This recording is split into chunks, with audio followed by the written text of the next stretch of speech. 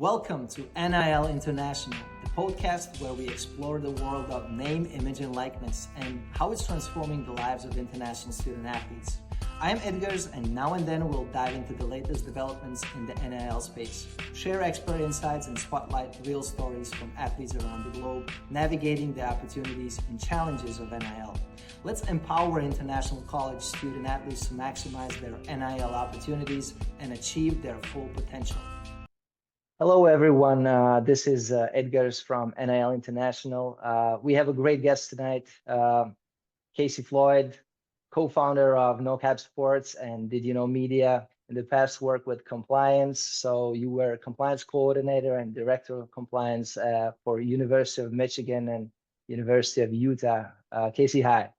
Hi, Edgars. Great to be here. Appreciate it.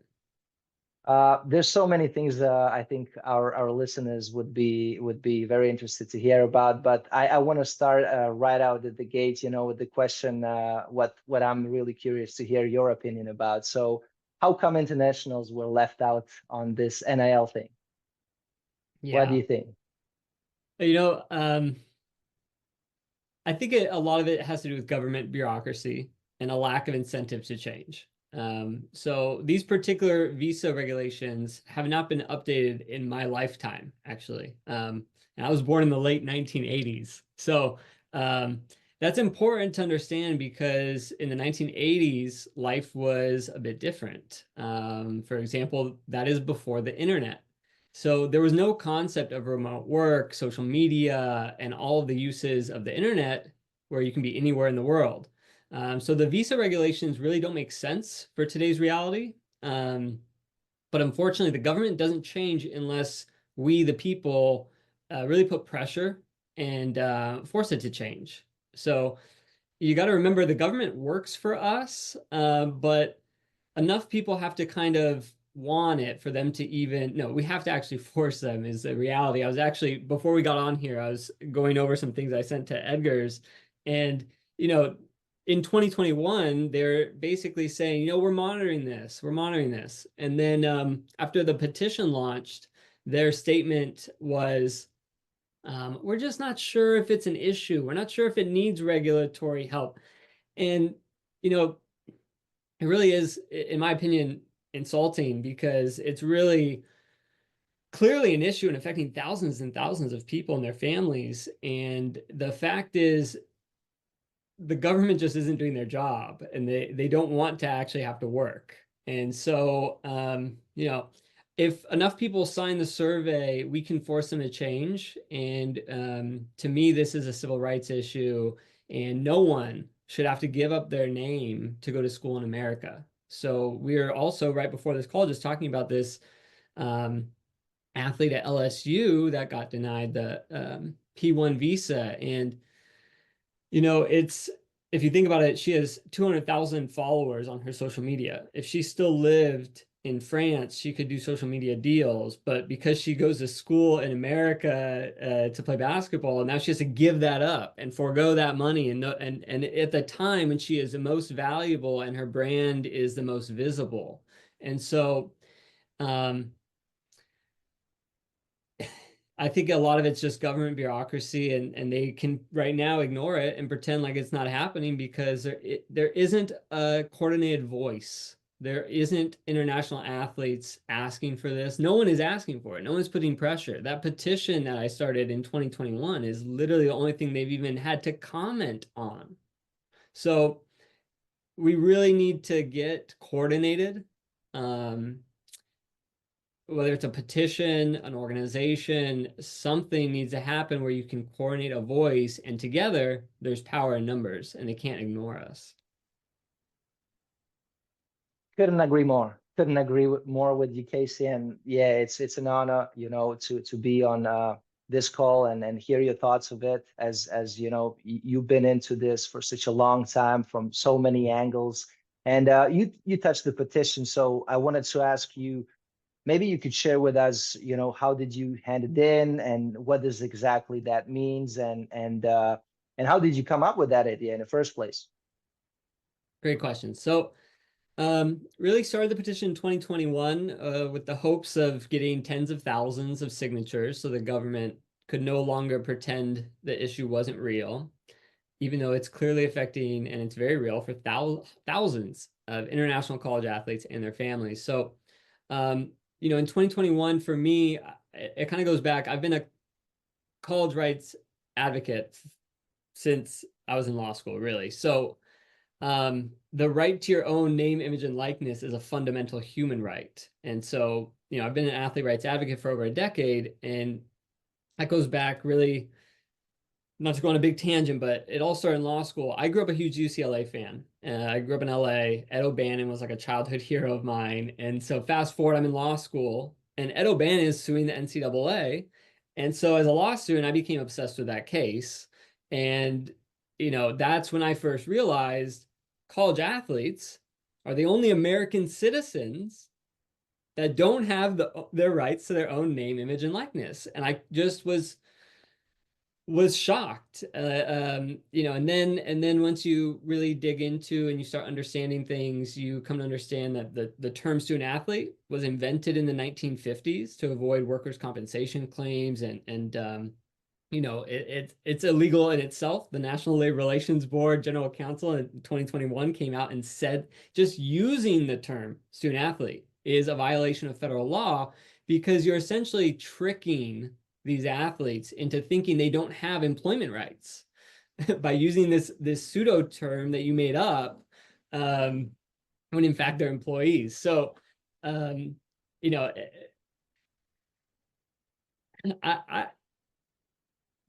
really comes back to me about the human rights issue and putting compensation limits on people, how they can use their publicity rights, and then, basically restricting people's economic freedoms and liberties. And so that's how I see it as a civil rights and human rights issue. So basically in 2021, I wanted to understand why are international athletes getting left behind, right? I didn't realize until the NCAA interim policy came into play and, real change was coming, that international athletes were about to get left behind. So basically what I do is, go back to primary sources. So, okay, let me understand what the issue is. And so, I got in contact with Kenzia and Amy and Jonathan and some very high-profile international attorneys that could help me digest this and also point me to the right information. They're also signed on to the petition, all of their law firms. And it basically came down to the problem was these visa rules were written in the 1980s with no concept of remote work or the internet. Like, you got to think pre-internet. That's crazy. That's really, really crazy. crazy. When I was a kid, I was the last generation that was before the iPhone. So, I didn't have any of the iPhone, none of that stuff. And I'm probably the last generation. But like before that, I was, I had the internet where I could print out MapQuest and, have it with me when I go try to find something. But this is before that. This is before the internet. Okay. So you got to keep that in mind. So that really kind of pissed me off, because I was like, that's absurd. They don't have the rights to their own name because government bureaucracy is just like not doing anything for 40 years. So that really was like, all right, I have to do something. I have to try to do something. So that's when I coordinated over 20 coaches associations, international law firms. And I was hoping that, we had a video where international athletes explained the issue and how it could be fixed with a solution.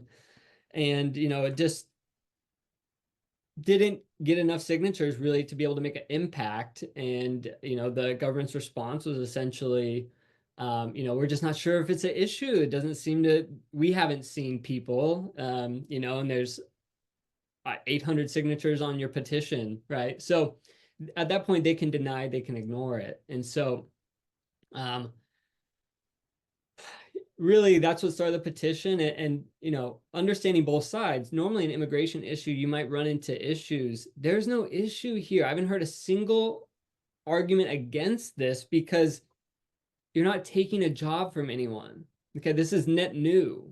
This is a brand that you could have created anywhere in the world on the internet. It's not, it would probably still prevent you from going and becoming an employee at a business, but to restrict you from using your own name is the human rights issue. And, that's the thing, preventing you from being in your dorm and just being on your phone and making money as if you could have been back home or wherever. You shouldn't have to give up your name to go to school in America. It makes no sense.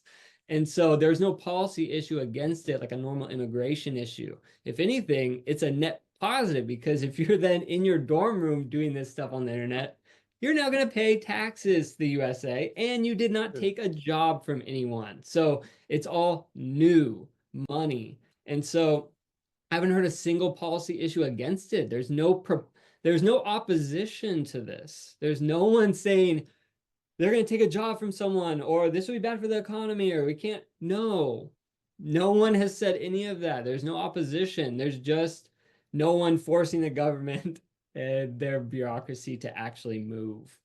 So that's really what the petition is about. Thank you for sharing. And to be honest, that's a bit pity that internationals haven't come together and actually, expose this, as you said, and named it, human right issue in general. How do you see, what are the things internationals can do or should do, or what are the things that we can do together to change it? With petition, of course, that seems to be obvious, but is there anything else in your opinion? To change it, it's got to be organized action, because you're not going to lobby Congress, right? And the easiest path is a policy memorandum. Like, here's the thing. It's actually not, it's not hard for the government to do. So the way our government agencies work is they can create rules and regulations without us voting on them. The IRS is a great example of this. That's a government agency. They basically do their own stuff. And,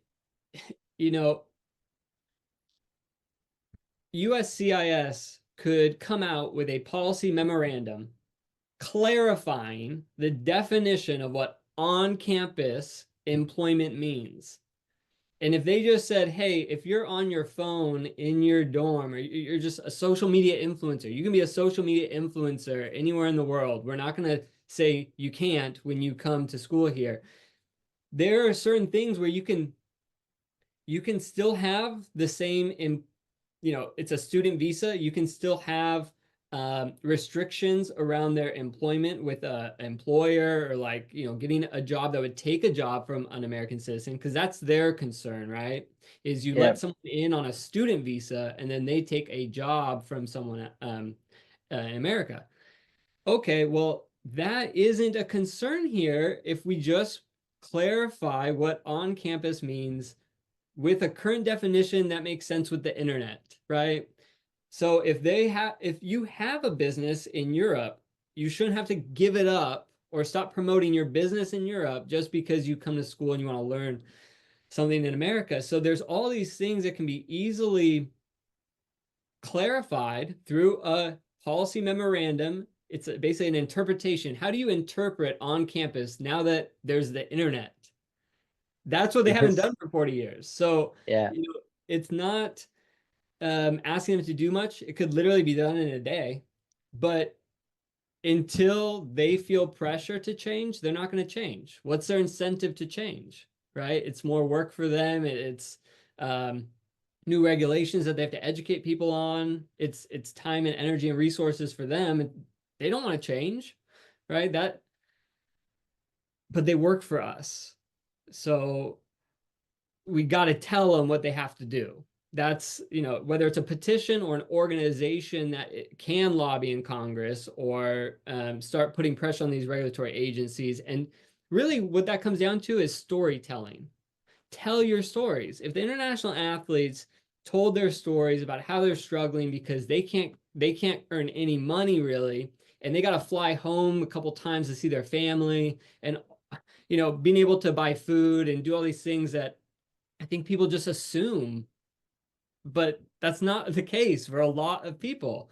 And so people are struggling, and they're also limited with how they can earn money. And so on their own name, it makes it very difficult for people and their families. And so if the international athletes, I've heard these stories, if they told their stories in social media videos, those are things that can't be ignored. Those are things where they can't put out a message and say, we're not sure if there's an issue. But here's your stories for you. And Casey, that's what is how to say. I'm curious and would love to understand it a bit more, because I have heard like there was a Lithuanian basketball player who hasn't seen his mom for 5 years because he just did not have money to visit them. And right before his graduation, they got to the March Madness, and school was kind enough to actually fly her to US. And just to see the tears in his eyes and how he cried, just because he hasn't seen his mom for 5 years, seems just outrageous. And imagine that. Where's the borderline? Where's it an issue? Because to not see the mom, you can survive. It's like not a big deal. You have a food, you have you have your books, you have your basketball shoes. Go and play. But what do you see? What do you see, or what do you think? Where's the borderline? What is the struggle for U.S. government? How they see the struggle of international student athletes? They want to ignore issues until they're forced to deal with them. That's the government. They're not going to change unless they have to. And they haven't heard that story. No one's told that story in Congress. No one's told that story in a notice and comment to the federal agency. No one has sent that message to USCIS. That's what I mean with these stories. If you put them out on social media and you start actually putting it out there, saying it, they can't ignore it then. The problem is those stories aren't out there. You and me know those stories because we're talking to these people, and that's why I'm so passionate about it, because it's messed up and it shouldn't be. And it needs to get fixed, and it should have already been fixed. And there's still people suffering. And so, I really do hope that, enough people realize that this can be fixed in a policy memorandum, or through a regulatory adjustment, or through a congressional action. But those two take a lot more time. The policy memorandum, these federal agencies do all the time, because they got to clarify things and write new rules and do these things. They do it all the time. They could. It's ridiculous that they haven't clarified this since the internet. It's ridiculous to me. So the clarification would be the understanding of what exactly is on-campus work, and that the access of internet or work online could be permissible work for the international student athletes to perform. Is that right? Yeah, it could be. It's an interpretation, and that's why it could be. Maybe if you do private lessons, but you're on campus only on your field, maybe that's fine too. What is on-campus employment? If I work at the Starbucks on campus, I'm good. Yeah. Okay. But if I use my skill and craft that I've honed and I'm an actual professional at, and people would pay for that, and probably pay like $100 an hour in the community, have their kids trained by a D1 or whatever college athlete,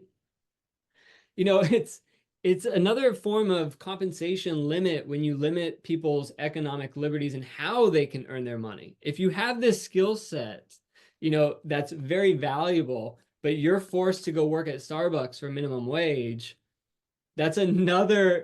That's an issue. That was definitely an issue. But you're right. It's really there. How do they interpret it? And these are just ideas that myself and other international attorneys have kicked around. They're like, man, it wouldn't take much. It's already written this way. I mean, they should interpret it where if you're in your dorm, you're not taking a job from anyone. You should be able to post on social media, be an influencer, whatever. If you're on campus, it still fits everything there. You're still a student. You're not taking a job from anyone. I haven't heard anyone oppose it. I haven't heard any, and I can't think of any opposition. That's why it's, kind of frustrating. I'm just trying to right now, Casey, to understand or help our listeners to understand, for who's a non-liar, lawyer. I just wanted to understand what would be if let's say I want to sign a petition. I'm ready to sign the petition because I want to support all of the international student athletes. What exactly could change and how this approval or change process would look like in very simple terms? Basically, if we got tens of thousands of people to sign the petition, we would then take that petition and send it to USCIS and Department of Homeland Security and basically put on the table, you haven't updated this visa rule in 40 years. It's negatively impacting people. Here's stories that help illustrate it. Here's how you can solve it. Policy memorandum, we'll interpret it this way. Here's exactly how the current language could be adjusted to make sense with the internet and today's reality.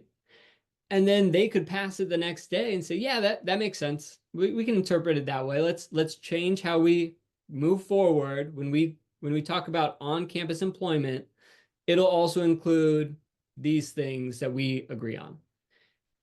And it's federal. It's federal. Basically, all of the states are international student athletes. It doesn't, not to say it doesn't matter, the state law doesn't matter, but it's federal. All of the states are, obliged to follow this law, right? Yes, you're coming to the United States. You're under Department of Homeland Security and USCIS. So yeah.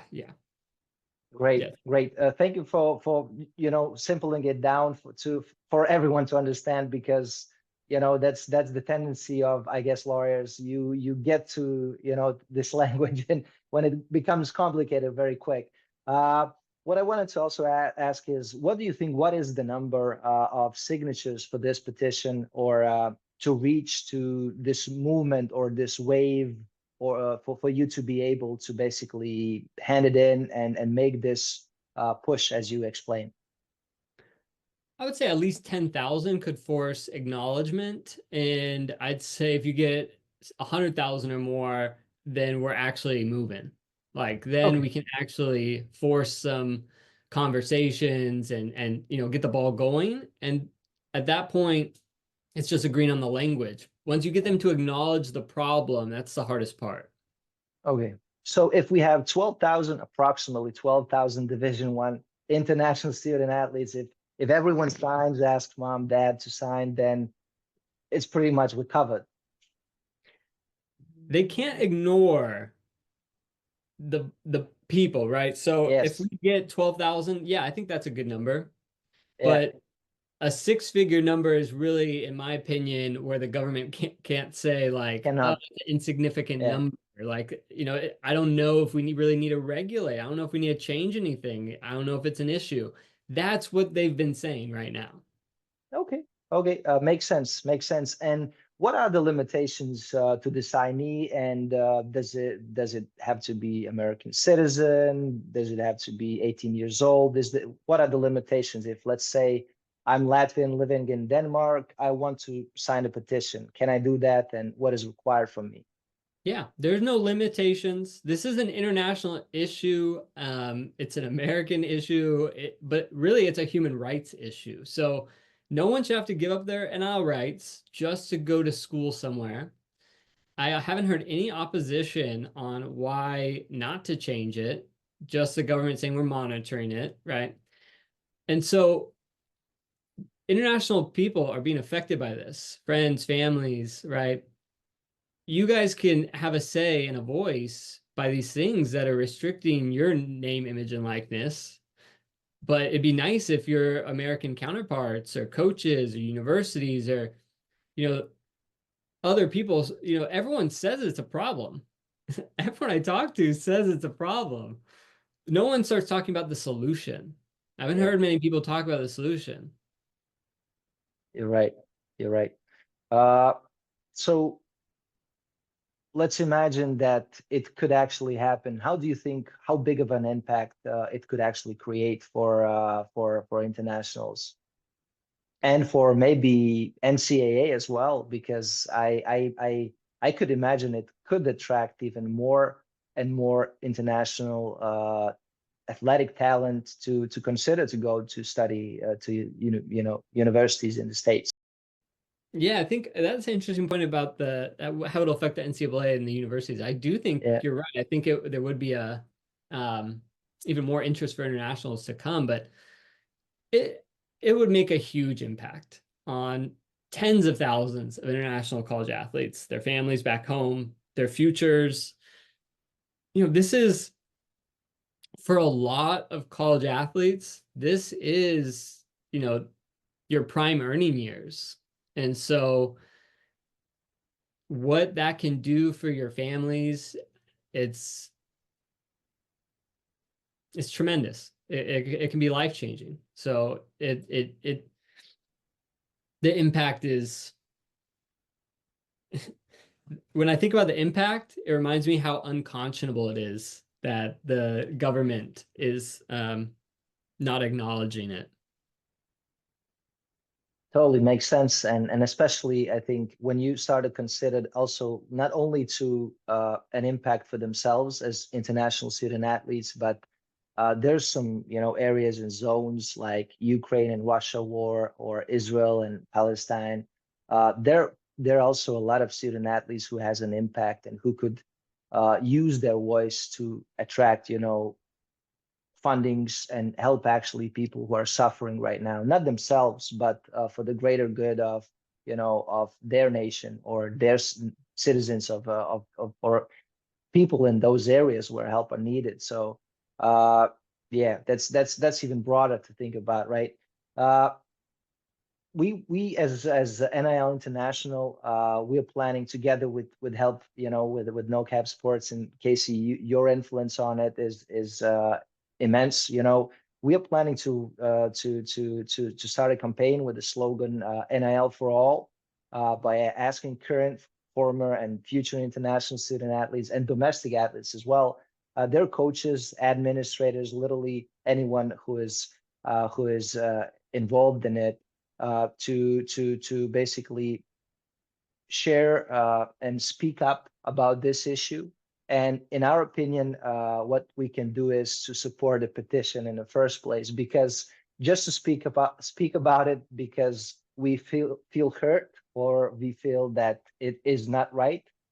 We have this right to talk about it, but without coming together, without you being a lawyer, without you actually doing the documents and everything, putting it in writing why it is not right, it is not really as impactful as it could be. So we really want to raise the awareness of international student athletes, and not only how how crazy it is, and we will basically encourage and ask everyone to sign the petition.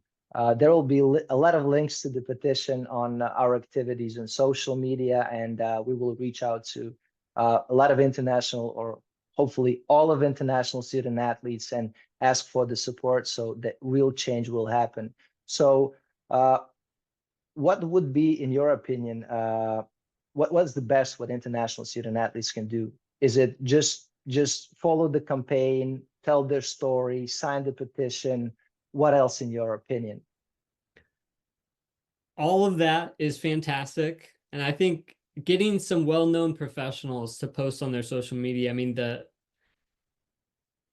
people pay attention to what athletes say, and athletes can use their platform and their voice to create real change. And so, you need those athletes that are willing to spend their time for the collective good. And I'm excited to see that happen. But also coaches and universities would be fantastic. If you could get universities to speak up on this, and I've had a lot of conversation with administrators that want it, but I haven't seen any universities speak. But if you had a couple of universities, that would boom. And if the path there, international athletes talk to their coaches have a lot of pull on those campuses. And it's in their interest, in my opinion, because they want to help the kids, they want to get more kids, and then they want to do what is right, in my opinion. So there's so many interested parts in it. It's not only about athletes themselves, right? So wanted to ask you about what is the best international student athlete story you have seen where basically international student athlete is taking the advantage or benefit of NIL? You know, I'm a big fan of loopholes, so I go back to just all of them, and maybe this is a good time to just go through like how you can actually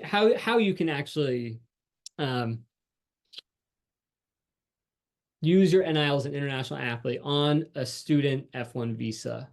Because the one that I want to explain is I haven't seen anyone do it yet. I'm actually working with a company, so you know, I'll go through that one. But the first thing is passive income is a loophole. So if you license your name, image, likeness to a manufacturing company that produces jerseys and T-shirts with your name and number, and there's a lot of good ones, right? Like NIL Store, Influxer, Athletes Threads. Just wanted to promote them because we're not getting paid for it. It's just the biggest ones we can see also from abroad. Please go on. Sorry to interrupt. Awesome. And okay, I gotta, since you mentioned them, I gotta plug it. NOCAP Sports is also launching with a partner, and it's called NIL Warehouse. It actually launches next week, and we have 5 partner schools that we're launching with. Biggest one being University of South Carolina, but we're launching and we're paying the athletes the highest royalty rate in the industry. It's not even close. It's not even close. What's the name of the brand you're creating? If that's not a secret. NIL Warehouse. NIL Warehouse. So they had a bunch of different products. It's not just going to be apparel. But our whole goal was to combat the Fanatics deal and some of these other deals that are actually predatory in my mind. So in the Fanatics jersey deal, athletes get 4% of a jersey sale. And then there is a middleman that takes 30% of the athlete's 4%. Okay. So let's say you sold a football jersey, Fanatics sells it for $140. The athlete gets $3.92. Okay. So wow, really, that's really crazy. That's maybe the reason why I didn't know about Fanatics being the ones to share the, the revenue with the athletes. So thank you for sharing. yes. And the other deals are, better. Athletes Threads, I think, pays athletes 12%, and then they have a 10% commission structure or bonus if your affiliate code is used, so you could earn up to 22%. And then Campus Inc. gives athletes between $6 and $15, depending on the product. In our platform, athletes get a base of 20% on every product. And if they use their affiliate code, it's an additional 5%. So they can make up to 25%. Ours is based on the retail price. So if the jersey sells $100, you're getting either $20 or $25. Some of the other and that's deals, not from the profit. Sorry, Casey, because I've been a bit about, researching about those apparel deals. So 25% not from the profit, but actually from the revenue. So there's a big difference, right? That's a big difference. And the other deals, some of them are not based on the retail price, so how much it's sold for. It's based on after they take out their expenses. Then whatever's left over, you get a percentage. So you got to be careful with some of these things. And then you also need to see, is there a middleman taking either 20 to 30%? Because in some of these deals with those companies you mentioned, there's also a middleman. So we've eliminated the middleman. We pay athletes based on the retail price, how much it's sold for. So it's very transparent. The problem with those other deals that aren't transparent is how much are your expenses? They don't, you don't know. That's a problem. And then it's non-exclusive. Athletes can sign with other manufacturers. We wouldn't stop them. Paid out quarterly, so 4 times a year, which is pretty standard. And yeah, we're really excited. I've been working on this for 2 years. So we find the right manufacturing partner that saw our vision of basically forcing Fanatics and some of these other companies to increase the margins for athletes, because Fanatics is really just keeping it all for themselves, So we're trying to take those margins and be fair and closer to what the pros get. That's our goal. Sounds really, really great. And thanks for sharing. That was really unintentional because we talked about a lot of stuff, but not this part. So thank you for sharing. But that was the first part. You were rolling about several options for the international. So this was the first, right? Yes, yeah. So there's also when you go home, so the visa rules, again, because it's pre-internet, basically they're looking at where are your feet. Okay, so let's say you come and you're playing basketball at the University of Kentucky and you have an international trip to the Bahamas to go play a foreign tour, maybe in Europe, or just one of those, Battle for Atlantis or one of those basketball tournaments, usually in November. Well, when you're in another country, you're not subject to the visa rules in the US because your feet aren't there. You aren't in the US. So now you are technically subject to the Bahamas rules. And what I've seen is a lot of international athletes don't really mind, if they do some work there, is the Bahamas IRS or version of that going to come after you? I think everyone is just saying they're not worried about it, or they're not worried about having to, I don't plan to go live in the Bahamas later in life, so I don't really care at that point. Yeah. So a lot of people are doing that. A lot of people are doing that. Even heard of athletes in the Midwest that just drive up to Canada sometimes if they're Canadian. Heard that a lot as well. Heard that a lot. So there's definitely that. There's other visa categories that you could qualify for. The O visa for extraordinary. I personally think that's actually a good avenue for a lot of international athletes because you've already just to be able to play like a Division I college sport, you're already like extraordinary and one of very few people in the world. And so that alone, plus if you have a social media following or if you participate in international events. Like a lot of track and field stuff has these international events that can be very helpful there. Then you can qualify for the O visa, the extraordinary ability, and then sometimes the P, but I think the P is a little bit more difficult, but I know there are some attorneys that can help you with that, and Edgar's can connect you with their links and everything. Most definitely. The last one that I talk about, no one has really done this. No one has done this one. And it's difficult because when you think about the passive income and the merchandise stuff, although athletes can participate, they can't post, they can't promote it because these could be considered work and then a violation of the visa. So basically you license your name, your image, they go create products, sell them, and then give you a check in the mail. You don't do any work. Well, what's the extension of that? Okay, let's think about what if I license my NIL to a company that creates a caricature of me. So a little, a little like a better version of a Bitmoji, basically, right? That has my tattoos and has like all my details and is just a really good one. Company that like a small penny. I'm a huge Penny Hardaway fan, Exactly, the alter ego, right? Yeah. Okay. Well, let's say you license that to your agent or a company that's going to do this, a sports marketing company, and you get the artwork made, and the artist creates. They could do voiceovers with someone else doing it, right? But it looks like you're talking. It could be, you could really have fun with the character. They could do things and whatever, but you're not doing the work. The character is doing the work for you, essentially. And so the social media account would be owned by, the agent or the company that's going to be doing the post, going to be doing the work. So really the athlete is licensing their image to a company and saying, go do brand deals, go do these things, go make money and just send me a check in the mail. But this has to be a full service agency. They have to be able to do all the work. They're going to be creating the content. They're going to be posting it. They're going to be, finding the deals, negotiating those good deals, So I guess that's not for everyone, Casey. Like if you are very, very, visible and very, very popular, it might be for the ones where the lights are the brightest, I guess, right? It really is. It's for, you know, the LSU basketball player that has, you know, this 200,000 social media followers that you can't use, right?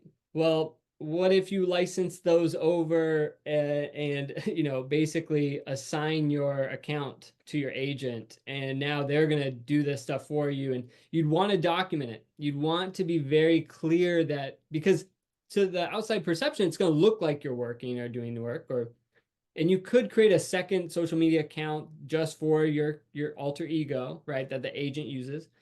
But no matter what you want to do is you want to document where the post is coming from, who's doing it, these things, just in case USCIS questions it, because there's no appeal process. Okay, that's the other thing about the visa rules. There's really no appeal process. So you really have to maintain your proof and kind of like be upfront about it. My agent is doing, you know, I'm not, you want to be proactive. You want to be proactive, because this is a you know, it's a loophole, and it's getting creative within the rules, and it's really being a forward thinking kind of out there. So you want to have your I's dotted, your T's crossed, you want to have your agent, your attorney, these things all done correctly, right? You don't want to mess around with the visa rules. It's you know, a very But big deal. that's a great point, Casey. And you know, we've been talking to some of the university staff as well, and I think that is the scary part. Why so many universities are not advising or not even informing their students about those loopholes, because the consequences are so severe. And if even they don't have the liability, what they're saying, if it's not in writing, you know, for the student athletes, but still the consequences are so severe. And I think that's also why so many universities are saying, hey, sorry, NIL is a no-go for you. Don't even think about it. Yeah, it's unfortunate, because that's the easy way, right? The universities have a brand to protect, so they'd rather not risk it, not like, you know, they're like the government. They don't want to have to do, you know, those things and change and evolve a lot of the times, because the big organizations move slow. However, I have to say this is really important. This year, over the summer, back in April, a rule changed where now universities can provide more benefits to their college athletes, which is very important, because now they could pay for your international attorney. They could do that. They could pay for these things. They also could help facilitate deals. There was a lot of expansion, is how I'd say it, to the types of benefits and services that the universities can now provide directly to their college athletes. And that is only going to get more and more, especially after the settlement, if it goes through, and then also collective bargaining when that happens. So, but even right now, that just changed in April. So this is the first year coming, like right now, as we're in the fall term, where the universities can provide more benefits. So you should be asking, what are the new benefits that you're providing this year? What changed? The rules changed. What are you doing that's different? That's a great information. I bet there's not a lot of international student athletes who are aware of that. We also wanted to acknowledge that a lot of universities are doing a tremendous job working with their international student athletes, educating them, putting deals in front of them whenever they have a possibility to do that, and also educating about it. So you touched it a bit, so I really would love to hear from you. What are your thoughts about this revenue sharing, or in general, what is the future of collegiate athletics? And maybe the second part of the question is, what is the future of internationals into it as well? Yeah, that's a great question. You know, there are numerous ways to fix this system. If the powers in charge wanted it, but they don't want to cede control, they don't want to cede their power, they don't want to give athletes a seat at the table or a voice. That's the biggest problem. My prediction is that college athletes will become employees and collectively bargain. I don't think the NCAA is going to, you know, get these federal protections that they're lobbying for in Congress that would essentially make college athletes second-class citizens. That's what it would do. Antitrust immunity would mean that college athletes can't sue the NCAA. which the NCAA is a notorious antitrust violator. They've been, how many lawsuits are we at now? Then they want federal preemption, which would eliminate all the state NIL laws that are currently protecting college athletes. And a lot of states, Tennessee, for example, recently had to come out, and their attorney general had to come out and basically sue the NCAA or pass a law or an executive order.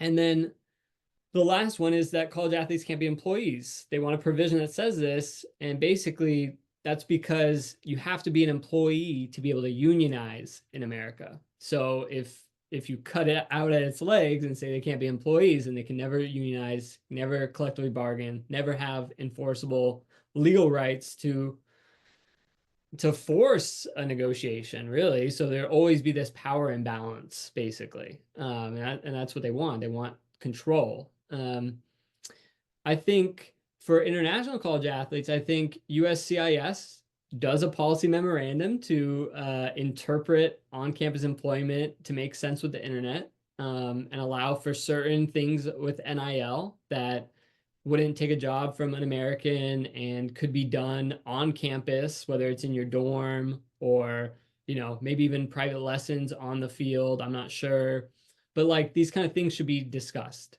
and hopefully that changes. And then I think actually what will end up happening is once college athletes are finally employees and can collectively bargain, that makes it so much easier for international athletes now go in under a different visa, the professional visa, because now they admit that you're an employee and you're professional. And now we don't have to worry about all these loopholes and hiring attorneys and, going through all of this nonsense, because the NCAA is gaslighting everyone that you aren't an employee when you are. And so, yeah, that's the quickest fix. If international athletes and college and just call all the college athletes, if they realize they were being gaslighted and they were employees and they had these rights, and everyone organized and used their voice, it would also fix the international issue quickly, because then they would be employees and they wouldn't have to squeeze into the student visa. It kind of sounds a bit crazy what you're saying, actually, that's the future, even though it should be the present, like for a very long time already, because it's a part of human rights, as you just said about NIL. And in general, sometimes for a European, it is hard to understand how they pulled off that student athlete term and amateurism in the first place, but that's a different topic. What I think actually is that NCAA and collegiate athletics becomes more and more popular. American football is what we call here in Europe, like football for you, it becomes more global. Basketball is, top 5, top 3 sport globally as well. And NCAA March Madness is one of the biggest, events in the whole world for the sport of basketball. So in my opinion, the future will bring more and more international fans, more and more international student athletes. And my opinion is also more and more international sponsors and international companies willing to invest and pay for international and domestic student athletes their hard-earned money to promote them. What do you think about it? Is it too crazy to think like that, or that's the future as well? I absolutely think that's a very plausible future. I think as the rules open up for international athletes, more and more are coming. I think even since NIL, I think more and more are seeing that they can earn more money if they go to college and stay with whatever team they're playing on. And so as that continues to grow, it would make total sense that the international market, more people viewing, more watching, and then sponsors want to get to those eyeballs. So wherever those eyeballs are, especially if they're international eyeballs watching, you're going to have international sponsors. So I absolutely follow that logic. Thank you for agreeing on that. And once more, I think we can call it the interview to be done. And thank you so much for your time. I really appreciate that. We will most definitely we'll be following you. We'll support the petition and support international student athletes. And very grateful for your time. Very grateful for your support. And thank you for today. Thank you, Edgars. I really appreciate what you're doing, and I am excited to see what NIL for All accomplishes. Thank you.